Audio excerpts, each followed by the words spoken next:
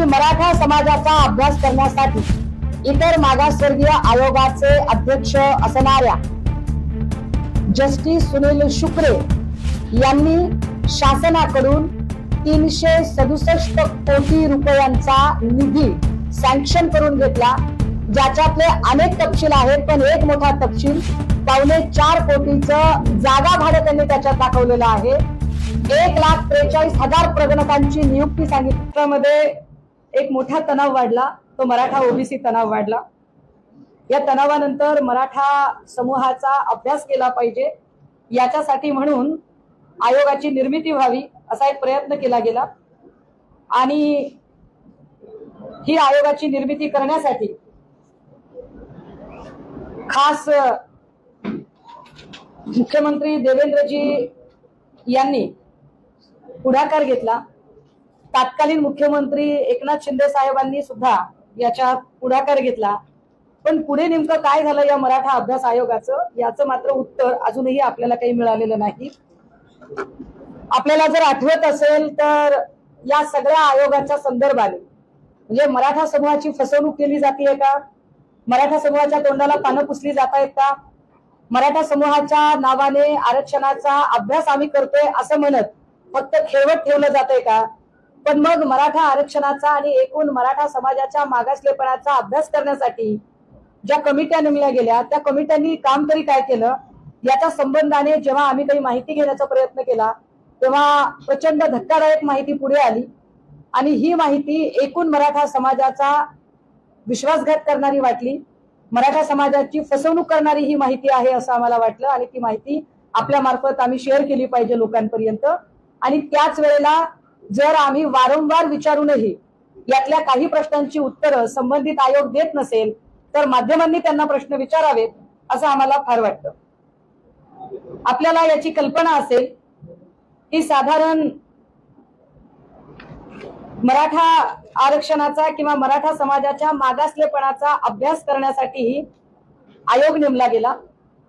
इतर मागासवर्गीय आयोग, या इतर मागासवर्गीय आयोगाला अध्यक्ष म्हणून सेवानिवृत्त जज श्रीयुत सुनील शुक्रे यांची नेमणूक झाली आणि खरा खेळ इथूनच सुरू होतो। सुनील शुक्रे यांच्या नियुक्तीच्या नंतर 3 सदस्य नेमले गेले। हे 3 सदस्य असतानाही डेप्युटेशनवर अजून एक नियुक्ती झाली। मला त्या नियुक्तीवर काही फारसं बोलायचं नाहीये, त्याची माहिती आपण घ्यावी संबंधित डिपार्टमेंट कडून की ती नियुक्ती का केली गेली आणि का नाही ते। पण यातला एक महत्वाचा भाग की या सगळ्यांच्या संबंधाने अभ्यास करण्यासाठी शासनाने आम्हाला काही निधी उपलब्ध करून द्यावा अशी मागणी आयोगाने केली। आणि हा किती निधी असावा, किती निधी द्यावा, तर त्यात असं सांगितलं गेलं की आम्हाला वेगवेगळ्या गोष्टींच्यासाठी निधी हवा आहे, आम्हाला खूप अभ्यास करायचा आहे, खूप अभ्यास करायचा आहे। किती अभ्यास करायचा आहे तर म्हणाले की आम्हाला सगळ्या जिल्ह्यांमध्ये जायचंय, तालुक्यांमध्ये जायचंय, खरोखरच मागासलेपण आहे का नाही हे सुद्धा आम्हाला तपासून बघायचं आहे आणि त्यासाठी निधी किती लागणार आहे तर 367 कोटी 12,59,000 इतका निधी आम्हाला हवा आहे। मी ही पत्रकार परिषद आजच का घेते त्याला कारण आहे, आज पुण्यामध्ये सुनील शुक्रेजी उपस्थित आहेत। ते व्हीव्हीआयपी गेस्ट हाऊसला मराठा आरक्षणाच्या आर्थिक मागासलेपणाचा अभ्यास याच्या संबंधाने माहिती घेण्यासाठी आलेले आहेत असं कळतं। त्यामुळे पत्रकारांना सोपं जाईल त्यांना प्रश्न विचारणं आणि मी जी काही माहिती देते ती माहिती व्हेरीफाय करणं। हा GR आहे शासनाचा। आता या GR मध्ये त्यांनी मला प्रश्नांची उत्तरं द्यावीत, कदाचित माझं ज्ञान कमी असेल। साधारणतः 5 कोटीच्या वरचा निधी असेल तर त्याला कॅबिनेट अप्रूव्हलची गरज असते। एखाद्या वेळेला जेव्हा आपत्कालीन निधी असतो, ज्या आपत्कालीन निधीमध्ये बॉम्बस्फोट असेल, पूर असेल, अपघात असेल, काही दुर्घटना घडली, अशा वेळेला निधी मुख्यमंत्री सहायता निधीकडनं आकस्मिकपणे दिला जाऊ शकतो, त्याच्यासाठी कॅबिनेट अप्रूव्हलची गरज नाही। तरीही आपण असं गृहीत धरूया, मी चांगला विचार करते या सगळ्या संबंधाने की संबंधित खात्याला तो अधिकार असावा आणि म्हणून त्यांनी आयोगाला तो निधी दिलेला आहे। मात्र याच्यावर कुठेही फायनान्शियल डिपार्टमेंट जे आहे, फायनान्स डिपार्टमेंट जे आहे त्याचं कुठेही नोटिंग नाहीये, UR नंबर नाहीये। तुम्ही हा GR बघू शकता। हा GR मी सगळ्यांना तुम्हाला त्याची सॉफ्ट कॉपी द्यायला तयार आहे। आता याच्यामध्ये त्यांनी 367 कोटी रुपये एवढा आकडा सांगितलाय, आम्हाला अभ्यास करायला लागतात पैसे, काय करायचं आहे 367 कोटीचं, तर त्यांनी असं म्हटलं की आम्हाला मनुष्यबळ, बाह्य स्रोताद्वारे आवश्यक असणारे 31 अधिकारी कर्मचारी, साधन सामग्री, कार्यालयासाठी जागा, फर्निचर, स्वतंत्र सर्व्हर यंत्रणा, संगणकीय यंत्रणा इत्यादी बाबीसाठी आम्हाला पैसे हवे आहेत। काय काय लागणार आहे, तर आम्हाला एक सहसंचालक लागणार आहे, अर्थ व सांख्यिकी संचालनालय, संशोधन अधिकारी लागणार आहे एक, त्याच्यासोबतच आम्हाला सांख्यिकी सहाय्यक अर्थ, उपजिल्हाधिकारी महसूल व वने एक, सॉफ्टवेअर तंत्रज्ञ, कनिष्ठ लिपिक, लेखाधिकारी, अशी सगळे आम्हाला माहिती लागणार आहे। आणि पैसे किती लागतील, तर लेखा सहाय्यक एक लागेल, त्याला 40,000 रुपये प्रति महिन्याप्रमाणे आम्हाला द्यायचे आणि आमची आवश्यक तरतूद फक्त 3 महिन्याची आहे। आता ज्या अर्थी यांनी 3-3 महिन्याचे आकडे लिहिलेत, म्हणजेच 367 कोटी 12 लाख आणि वरचे पैसे हे 3 महिन्याच्या हिशोबातले पैसे आहेत। याच्यामध्ये त्यांनी आयोगाकरता किती खर्च सांगितलाय, सुनील शुक्रेंना हे प्रश्न आपण विचारावेत। कदाचित मी चुकत असेल, कदाचित मला पुण्यातले भाव माहित नसतील, मी अडाणी असेल। आयोगाकरिता नवीन 5,000 चौरस स्क्वेअर फूटची जागा उपलब्ध करून त्यात फर्निचर आणि हार्डवेअर अशा सगळ्या बाबींकरता आम्हाला 4.25 कोटींची गरज आहे। 4.25 कोटीमध्ये जेवढी माझी माहिती आहे त्याच्यानुसार पुण्यातल्या अगदी सदाशिव पेठ, नवी पेठ सारख्या भागामध्ये सुद्धा 1,000 स्क्वेअर फीट जागा घेऊन, विकतची जागा घेऊन बांधकाम जरी त्याच्यावर करायचं म्हटलं साधारणतः, तर 2 कोटी रुपये, 2 ते 2.25 कोटी इनफ होती। 4.25 कोटीचं भाडं 3 महिन्याच्या हिशोबाने सांगितलेला विषय आहे। 4.25 कोटी रुपये भाडं सुनील शुक्रे साहेबांनी कोणत्या भागातलं दिलं असेल, कोणत्या भागातलं सांगितलंय हे मला अजूनही काही कळलं नाही। आणि या 4.25 कोटीवर कुणीही प्रश्न शासन दरबारी विचारत नाही का? बरं, 4.25 कोटी रुपये तुम्ही तिथे खर्च केलेत, तर असा काय मराठा समाजाचा अभ्यास केला की मराठा समाजाची फसवणूक केली जाते काही, ते त्यांनी सांगितलं पाहिजे। आयोगाच्या कार्यालयाकरता स्टेशनरी खर्च करायची आहे। काय स्टेशनरी लागणार आहे याच्यासाठी, तर आम्हाला टोनर घ्यायचंय, पेन्सिल घ्यायची, इरेझर घ्यायचंय, शार्पनर घ्यायचंय, किती लागतील पैसे, 5 कोटी रुपये लागतील। आकडे आहेत, आकडे मी शेअर करणार आहे आपल्याला। आयोगाच्या कार्यालयाकरिता भाडे तत्वावर वाहन घ्यायचं आहे। लक्षात घ्या, अध्यक्षाचं वाहन आहे, उपाध्यक्षाचं वाहन आहे, तरीही एक वाहन त्यांना घ्यायचे मी समजू शकते, पण भाडे तत्वावर वाहन घ्यायचे। आणि जर 3 महिन्याचा खर्च अपेक्षित धरला आपण, खर्च दाखवलाय 70 लाख रुपये। माझ्या माहितीप्रमाणे 70 लाखामध्ये इनोवा क्रिस्टा सारख्या 2 गाड्या विकत घेता येतील। हे कुठून, म्हणजे 70 लाख रुपये हा हिशोब त्यांनी कसा मांडला, तुम्ही प्रश्न विचारावेत। आयोगाचे दौरे आणि बैठकींकरता आम्हाला 80 लाख रुपये हवे आहेत। ते दौरे आणि बैठका किती केल्या आणि त्याच्यासाठी काय नेमणूक केली तेही मी पुढे सांगेन। अध्यक्षांच्या करता एक इनोवा क्रिस्टा वेगळीच आहे। अध्यक्ष यांच्याकरिता एक इनोवा क्रिस्टा व कार्यालयाकरता एक इनोवा क्रिस्टा, याच्यासाठी आम्हाला डाऊन पेमेंटसाठी 50 लाख रुपये हवे आहे। आम्हाला संकीर्ण आकस्मिक खर्च पण लागू शकतो, त्यासाठी आम्हाला 30 लाख रुपये हवे आहेत। आमची एकूण मागणी 6 कोटी 11 लाखाची आहे। हे फक्त याचं झालं। पुढे काय काय सांगितलंय की मुंबई येथील कार्यालयाकरता 3 आणि पुण्याच्या कार्यालयाकरता 8 खरेदी, असे एकूण 11 संगणक 20 भाडे तत्वावर उपलब्ध करून घेणे, भाडे तत्वावर संगणक, आणि त्याचा खर्च आहे 15 लाख रुपये। मुंबई येथील कार्यालयाकरता 3 व पुणे कार्यालयाकरता 8 असे एकूण 13 प्रिंटर भाडे तत्वावर उपलब्ध करून घेणं, भाडे तत्वावर खर्च 6 लाख रुपये। झेरॉक्स मशीन 2 नग 5 लाख रुपये, लॅपटॉप, आयपॅड 14.5 लाख। आता हे ब्रॉडबँड आणि या सगळ्यांचं काही मला काही त्याच्यात पडलं नाही, पण याच्यात एक विशेष आहे की त्यांनी अधिकाऱ्यांचे मानधन लिहिलेले आहे। माझ्या माहितीप्रमाणे अधिकाऱ्यांना अशा पद्धतीने, या गजा भाऊ या, माझ्या माहितीप्रमाणे अधिकाऱ्यांना अशा पद्धतीने जर मानधन द्यायची असतील, तुम्ही खालच्या लोकांना देऊ शकता, परंतु जिल्हाधिकारी मुळात हे काम करताना सामाजिक न्याय विभागाचे डिपार्टमेंट तुम्हाला मदत करणारच आहे। तुम्ही सामाजिक न्याय विभाग किंवा बहुजन कल्याण विभागाचं सुद्धा तुम्ही नेटवर्क वापरू शकता। तरीही यात स्पष्टपणे नमूद केलं आहे की जिल्हाधिकारी यांना किती मानधन द्यायचे आम्हाला, तर ते मानधन साधारणतः 1.25 लाख रुपये मानधन द्यायचे। 36 जिल्ह्याच्या जिल्हाधिकाऱ्यांच्यासाठी 1.25 लाख, याप्रमाणे 45 लाख रुपयाचं मानधन आम्हाला द्यायचं आहे। हे त्यांनी अपेक्षित खर्चामध्ये सांगितलंय, जो त्यांनी खर्च मंजूर करून घेतलेला आहे। उपजिल्हाधिकारी आम्हाला 36, उपजिल्हाधिकाऱ्यांना पण मानधन देणार आम्ही 1 लाखाप्रमाणे। ते 36 लाख रुपये. तहसीलदारांना पण मानधन देणार ते 80,000प्रमाणे. 80,000 गुणिले 357 तहसीलदारांचं मानधन जे 2,85,60,000पर्यंत चाललेलं आहे.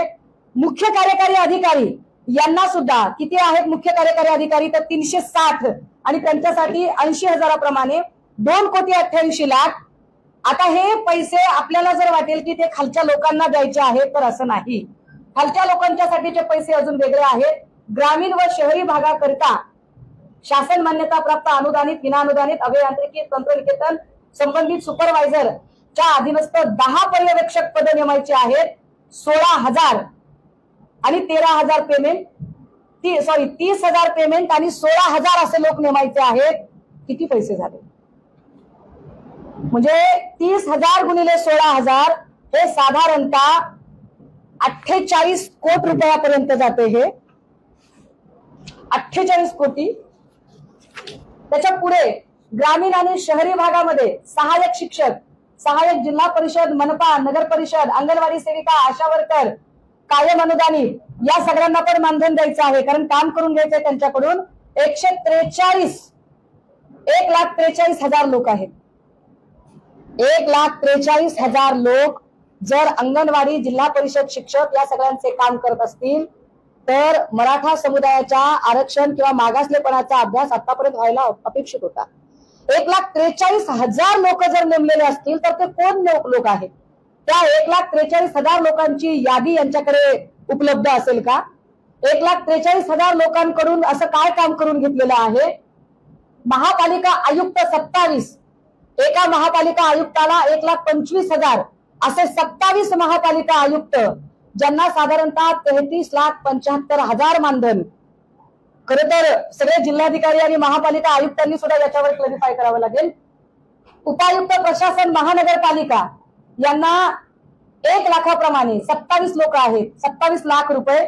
सहाय्यक आयुक्त 80,000प्रमाणे साधारणतः 750 याचे 6 कोटी रुपये होतात. हे आकडे सगळे गरगरवून टाकणारे आकडे आहेत. या आकड्यांमध्ये पुढे त्यांनी प्रगणकांचे आकडे अजून वेगळे लिहिलेले आहेत आणि या प्रगणकांमध्ये सुद्धा त्याचे वेगळं मानधन. जर एवढे सगळे लोक नेमले असतील आणि एवढे पैसे असतील तर मराठा आरक्षणाचा किती अभ्यास झाला? मराठ्यांचं सामाजिक आर्थिक मागासलेपणाचा आतापर्यंत किती अभ्यास केला हे त्यांनी सांगावं लागेल. कारण आणि विशेष गोष्ट की जर संशोधनासाठी हे सगळे लोक आहेत तर मग गोखले इन्स्टिट्यूटला त्यांनी का पत्र दिलं? हे माझ्याकडे गोखले इन्स्टिट्यूटचं एक पत्र आहे. गोखले इन्स्टिट्यूटला त्यांनी सरळ सरळ सांगितलेलं आहे हे कार्यालयीन खर्च देयकाचं एक वेगळं पत्र जे 4,54,000. पण याच्या सोबतच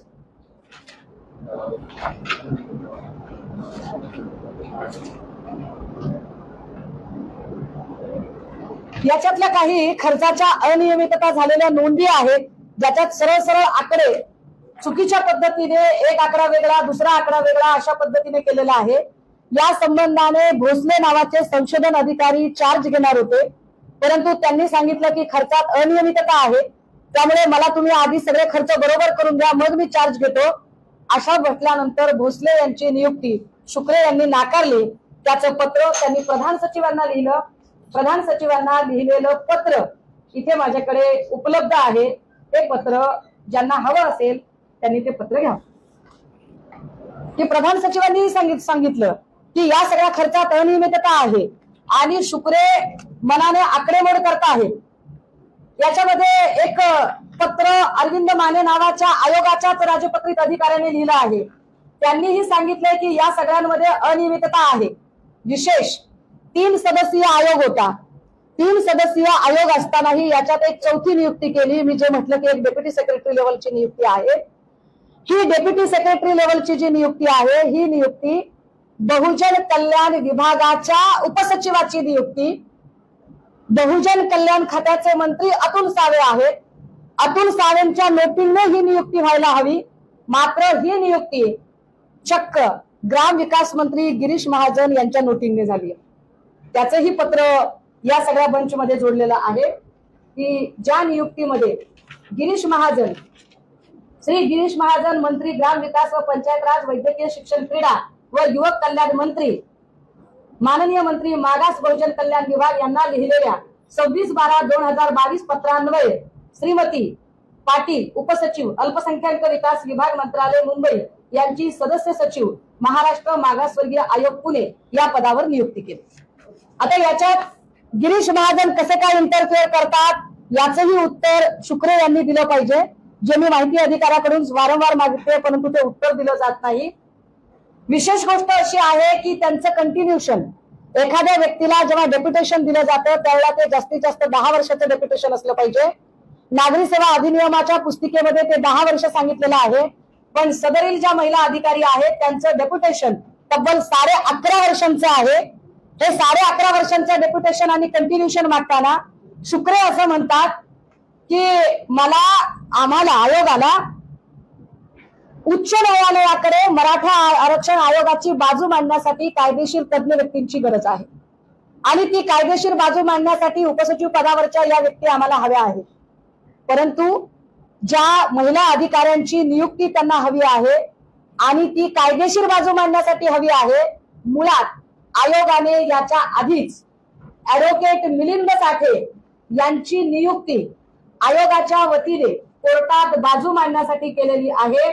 त्याचं हे पत्र 1.5 लाख रुपये मानधनाने या व्यक्तीची नियुक्ती झालेली आहे। याचा स्पष्ट महाराष्ट्र राज्य मागासवर्गीय आयोगाच्या सदस्य सचिव आशाराणी पाटील यांना मंत्रालयीन संवर्ग प्रतिनियुक्तीने कार्यरत त्यांच्या प्रतिनियुक्तीचा कालावधी 2 वर्ष संपुष्टात आलाय। आयोगाकडील कामकाज न्यायालयीन प्रकरणे याकरिता श्रीमती पाटील यांच्या सेवेची आवश्यकता आहे। म्हणून आता न्यायालयीन कामासाठी जर तुम्हाला आवश्यकता असेल आणि म्हणून त्या व्यक्तीची जर तुम्ही नियुक्ती केली असेल तर प्रश्न हा उरतो की मिलिंद साठेची नियुक्ती कशासाठी केली किंवा मिलिंद साठे असतील तर नवी नियुक्ती का केली गेली।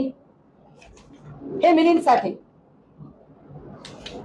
11.5 वर्ष आतापर्यंत प्रतिनियुक्ती ज्यांची होते त्यांच्याबद्दलची माहिती नुसती प्रतिनियुक्ती चालू आहे। प्रतिनियुक्ती अत्यंत चांगल्या क्रीम पोस्टवरची प्रतिनियुक्ती आहे। पहिली प्रतिनियुक्ती 1 नोव्हेंबर 2011 ते 2015 महापालिकेमध्ये 3 वर्ष 11 महिने। दुसरी पिंपरी चिंचवड नवनगर विकास प्रतिष्ठान 5 वर्ष 10 महिन्याची। तिसरी प्रतिनियुक्ती तब्बल 2 वर्ष राज्य मागासवर्गीय आयोगाची आणि आता पुन्हा कंटिन्यूशन। आता हे कसं काय त्यांनी केलंय आणि हे कुठल्या नियमात बसतंय याची उत्तरं त्यांनी दिली पाहिजेत। मिलिंद साठेच्या संबंधाने मी म्हटलं की ऍडव्होकेट मिलिंद साठे यांची जबाबदारी मग काय होती आणि मिलिंद साठेंना याच्यामध्ये काय म्हणून तुम्ही नेमणूक दिलेली होती। ह्या सगळ्या गोष्टी आणि या सगळ्या अनियमितता जर बघितल्या तर मराठा समाजाची फसवणूक शासन करत आहे। मराठा समाजाच्या आर्थिक मागासलेपणाचा अभ्यास करण्याच्या नावाखाली तब्बल 367 कोटी रुपयाचा निधी ज्या आयोगाला दिला त्या आयोगाने खरोखरच मराठा समूहाचा अभ्यास केला का हा संशोधनाचा प्रश्न आहे, विषय आहे। या सगळ्यांमध्ये त्यांनी एकीकडे म्हणतायत की आम्ही संशोधनासाठी एवढा सगळा खर्च येतोय, परंतु गोखले इन्स्टिट्यूट या गोखले इन्स्टिट्यूटला तब्बल 19 कोटीचं काम संशोधनाचं दिलं गेलं। आता जर गोखले इन्स्टिट्यूटला 19 कोटींचं काम दिलेलं आहे तर मग वेगळं तुम्ही अजून काय संशोधन करणार आहात किंवा तुम्ही संशोधनावर एवढा खर्च केलाय तर गोखले इन्स्टिट्यूट अजून वेगळं काय काम करणार आहे। त्यांच्याकडचं कामाचं स्वरूप नेमकं काय आहे याची स्पष्टता अजूनही आम्ही वारंवार माहिती अधिकार आयोगाकडे मागितली तरी ती मिळत नाही।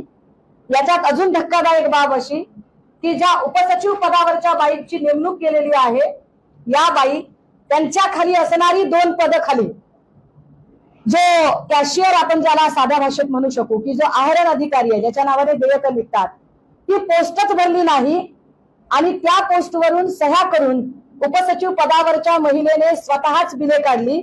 ती बिले काढण्याचा आणि त्यांच्या सहीचे कागद इथे उपलब्ध आहेत। या सगळ्यांवर मला वारंवार अपेक्षित आहे की त्यांनी याची माहिती दिली पाहिजे आणि त्यांनी यावरती बोललं पाहिजे, परंतु ते काही माहिती द्यायला तयार होत नाहीत। आम्हाला ही गोष्ट का महत्वाची वाटते, ज्या मराठा आरक्षणासाठी मनोज जरांगेंनी अवघा देहपणाला लावला, अनेक मराठा बांधवांचे जीव गेले आणि ज्या मराठा आरक्षणाच्या निमित्ताने एक महाराष्ट्रातलं राजकारण तापवलं गेलं, त्या मराठा आरक्षणाचा मुळात अभ्यास झाला की नाही, शुक्रे तो अभ्यास करतायत की नाही, शुक्रेंना हा प्रतिनियुक्तीचा GR ज्यांना पाहिजे असेल 10 वर्षाच्या नंतरचा, ज्या महिन्याची आम्ही उल्लेख केला त्याच्या संदर्भात शासनाचं जे धोरण आहे त्या धोरणामधले त्यांचे जे आकडे आहेत ते आकडे जर बघितले दिलेले तर या आकड्यांमध्ये सुद्धा प्रचंड बदल दिसतो। प्रत्यक्ष त्यांच्याकडच्या रजिस्टरवरच्या नोंदी आणि त्यांनी शासनाकडे दिलेल्या नोंदी याच्यामध्ये प्रचंड फरक आहे। हे फरकाचे आकडे भरून काढण्यासाठी एका टोळ नावाच्या नव्याच माणसाला तिथे बसवलं गेलं, ज्याची नियुक्ती नव्हती। 2 महिने तो माणूस तिथे टेबलवर बसत होता, त्याचे CCTV फुटेज सहज मिळू शकतील आणि त्यावरही त्यांना बोलता येईल आणि ते मांडणी करू शकतील। मी असं म्हटलं की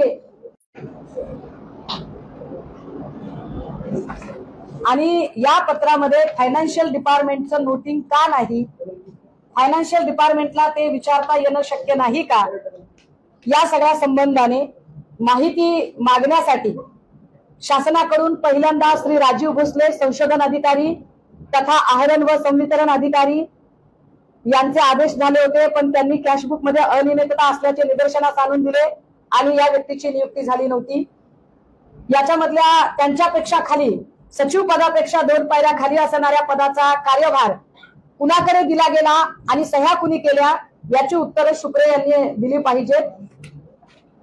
या कार्यालयात कर्मचाऱ्यांची मागणी नसताना व गरज नसतानाही संगणक व स्टेशनरीसाठी मोठ्या प्रमाणातला खर्च यांनी का केलेला आहे, कार्यालयास प्राप्त झालेल्या अनेक मूळ देयकांच्या इनव्हॉइसवर संबंधित कर्ज पुरवठादाराचा register number, GST number, PAN number इत्यादी उल्लेख असल्याचे दिसून येत नाही, तरीही देयक पारित केलेली आहेत। डेडस्टॉक रजिस्टर व कार्यालयास आवश्यक असणारे अनेक रजिस्टर ज्याची आपण वारंवार मागणी करतो ती मिळालेली नाही। आमचं स्पष्ट म्हणणं आहे की शासनाची ही फसवणूक आहे आणि जर शासनाला माहिती असेल तर शासनाने अजून याच्यावर जाब का विचारला नाही, कारण मी याच्या संबंधाने अनेक मान्यवर अधिकारी, कर्मचारी आणि सचिव यांच्याशी बोलायचा प्रयत्न केला। 4.25 कोटी भाडं 3 महिन्याचं पुण्यात कोणत्या जागेचं असू शकतं याचं उत्तर आम्हाला सुनील शुक्रेंनी दिलं पाहिजे आणि ज्या पद्धतीने अरबी समुद्रात छत्रपती शिवाजी महाराजांचा पुतळा उभा करण्याच्या नावाखाली पुतळा उभा झालाच नाही, पण शेकडो करोड रुपये खर्च केले गेले, ते नेमके कुठे गेले त्याचा प्रश्नाचं उत्तर अजूनही अनुत्तरित आहे। तोपर्यंतच मराठा अभ्यास आयोगाच्या मध्ये इतका घोळ येतोय, मला शंका आहे। ही पत्रकार परिषद घेण्याचं एक अजून एक कारण आहे। माझी शंका अशी आहे की या सगळ्यांमध्ये जे 1,43,000 प्रगणक नेमले, 1,43,000 लोक मराठा समाजाच्या मागासलेपणाचा अभ्यास करण्यासाठी शासनाने नेमले असं जर त्यांचं म्हणणं असेल तर ते कुणाचे नेमले? काय एखाद्या मंत्री, आमदार, खासदारांचीच एखादी ह्युमन रिसोर्स कंपनी याच्यासाठी हायर केली गेली का? ती ह्युमन रिसोर्स कंपनी कुणाची आहे त्याच्यावरची ही माहिती सुनील शुक्रे यांनी दिली पाहिजे आणि शुक्रे यांनी याच्या पुढे तरी मराठा समाजाची फसवणूक करणं थांबवावं। कारण मी समजू शकते की श्री जरांगे जेव्हा उपोषणाला बसले त्यावेळेला मुख्यमंत्री, उपमुख्यमंत्री, उदयनराजे, संभाजीराजे, राज ठाकरे साहेब किंवा उद्धव ठाकरे साहेब किंवा पवार साहेब असंख्य लोक गेले, पण उपोषण सुटलं नव्हतं। ते उपोषण शुक्रे गेल्यानंतर सुटलं होतं आणि त्याच शुक्रेंची पुढे 8-10 दिवसानंतर आयोगाच्या अध्यक्षपदी वर्णी लागली होती। त्यामुळे आयोगाच्या अध्यक्षपदी बसणाऱ्या शुक्रेंनी खरंच मराठा समाजाला उपोषण स्थळी दिलेला शब्द पूर्ण केला आहे का, की मराठा समाजाची ते फसवणूक करत आहेत, याची उत्तरं त्यांनी द्यावी।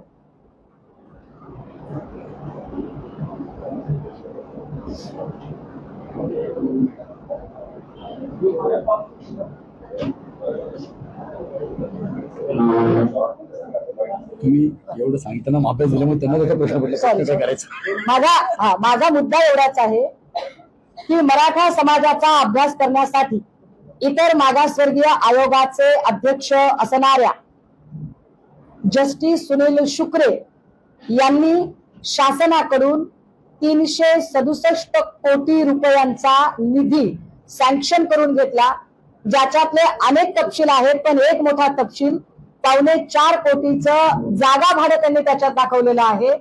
1,43,000 प्रगणकांची नियुक्ती सांगितली।